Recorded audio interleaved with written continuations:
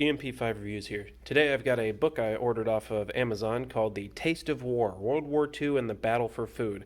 This was written by Lizzie Collingham, and I saw it on a list of suggested items due to several other books and MREs I've bought off Amazon before. So let's open this up and see what's on the inside.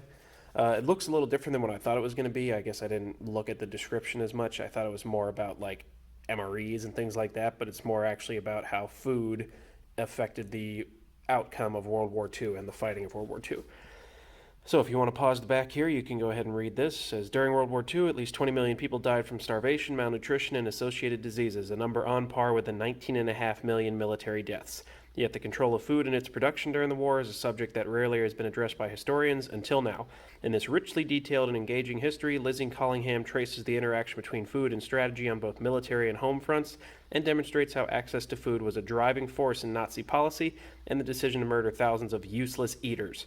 The Axis powers' dream of imperial expansion and American dominance both during and after the war. A work of great scope, The Taste of War connects the broad sweep of history to its intimate impact on the lives of individuals. So this is a newer book. It came out in, I can't honestly remember, gotta pull it open here. Came out in 2011, so it's only about 11 years old. Table of contents, it's got some good maps, talks about war and food, food as an engine of war, Germany's quest for an empire, Japan's quest for an empire.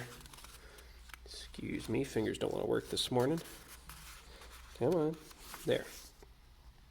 American boom, feeding Britain the battle for the Atlantic, mobilizing the British Empire, feeding Germany, Germany exports hunger to the east, the Soviet collapse, Japan's journey toward starvation, China divided, talks about the politics of food in Japan, the Soviet Union, Germany and Britain,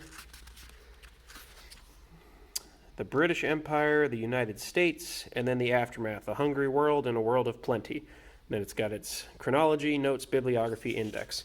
It's got a few good illustrations in here. It's kind of a small type book, so it's a little bit more of a read, a little bit more academic than for enjoyment, but I like reading stuff like this. I love history, I love military food, and why not read something that's got a combination of the two?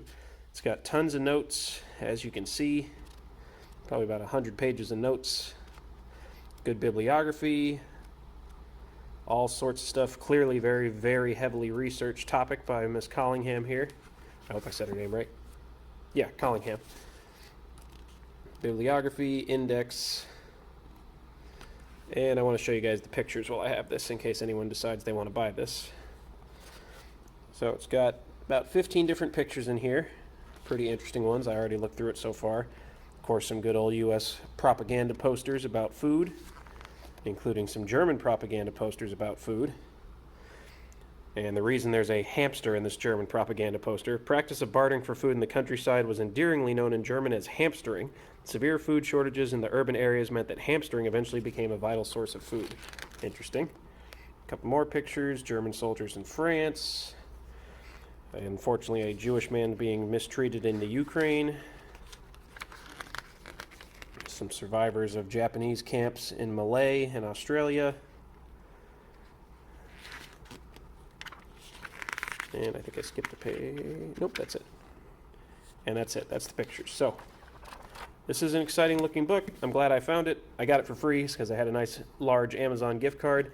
And I'm excited to break into it eventually and see how much I can learn about World War II and the battle for food.